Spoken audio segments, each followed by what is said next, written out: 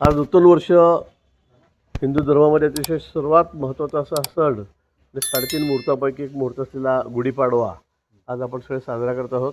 या निमित्ताने आपल्या सर्वांना मी मनापासून हार्दिक शुभेच्छा देतो. तर म्हणजे आपल्या नवीन वर्षाची सुरुवात होत आहे. हिंदू प्रतिपदेप्रमाणे नवीन वर्षाची सुरुवात आज या ठिकाणी होत आहे आणि म्हणून येणारं सर्व नवीन वर्ष आपल्या सर्वांना सुखासमानानं जावं.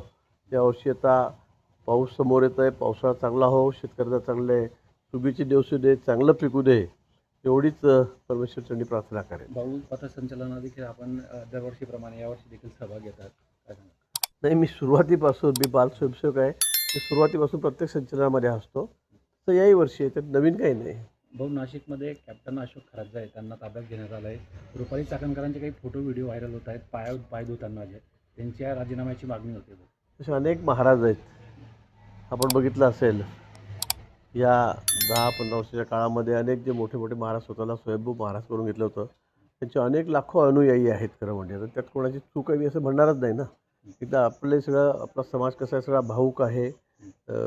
त्यामुळे महाराज म्हटलं की आपली पप्पा त्यांच्याकडे वळतात आणि म्हणून त्यावेळेला ते झालं असेल. पण नंतर त्यांचे कारनामे जर समोर आले तर त्यांना काय सगळे भक्तगणच जबाबदार आहेत तर त्यांचे फॉलोअर जबाबदार असं होत नाही. पण अशोक खरात हा एक ढोंगी साधू आहे, ढोंगी महाराज आहे. त्याचा समोर आलेला आहे. गेल्या काही दिवसापासून त्याची चर्चाही सुरू होती, पण आता ते पुढे आलेलं आहे, समोर आलेलं आहे. मला वाटतं त्यांना कडक शिक्षा झाली पाहिजे.